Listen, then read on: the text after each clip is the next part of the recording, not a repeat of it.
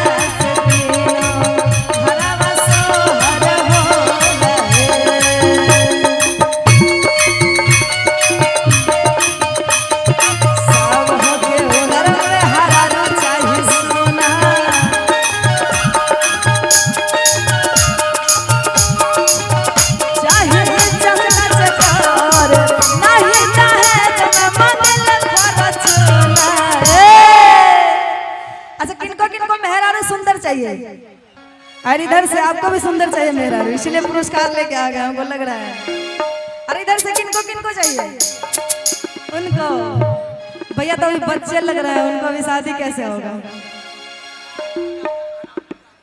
कहड़ा मुखिया जी की तरफ से 500 रुपया पुरस्कार है, बहुत बहुत धन्यवाद उनको।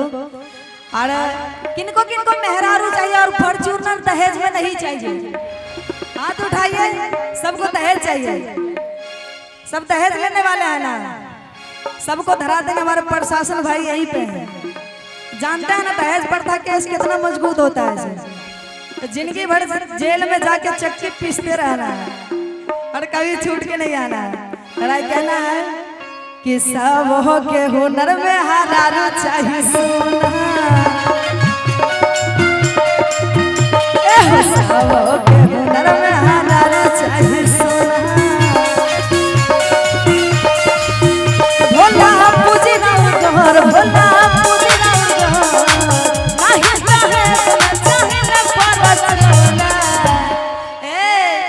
सभी आदमी पहले हाथ उठा लीजिए और ताली के साथ कहना है कि सब हो के हुनर में हराना चाहिए सोना,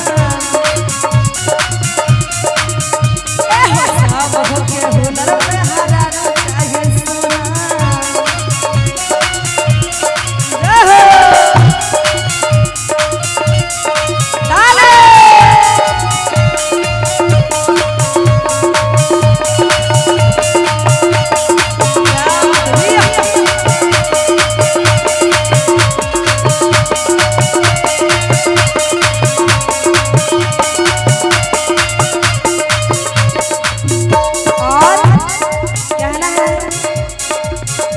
अरे अयोध्या में जाना में श्री राम से मथुरा में कन्हैया जी जाना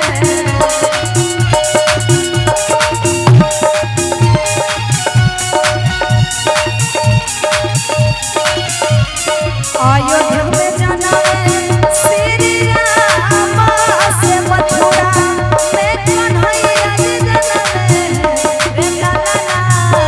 रे ला ला ला पर्वत पर जाना में हनुमान से तीनों घरवा सोहर होला रे ला ला पर्वत पर जाना में हनुमान से तीनों घरवा सोहर होला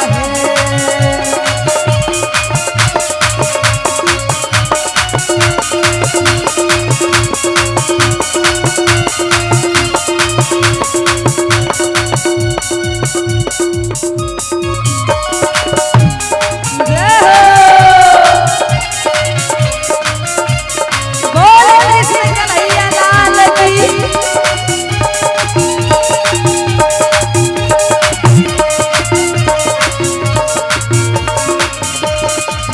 कहीं से अकेला देवघर जाए रे भौजी की भौजी रे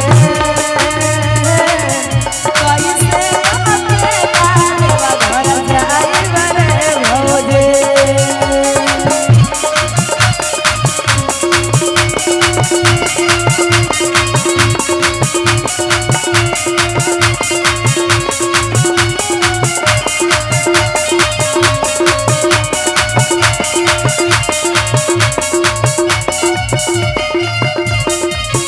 और कहना है बड़ा प्यारा भाव में हरे कौशल्या के जन्म में श्री राम से देवकी के कन्हैया जी जन्म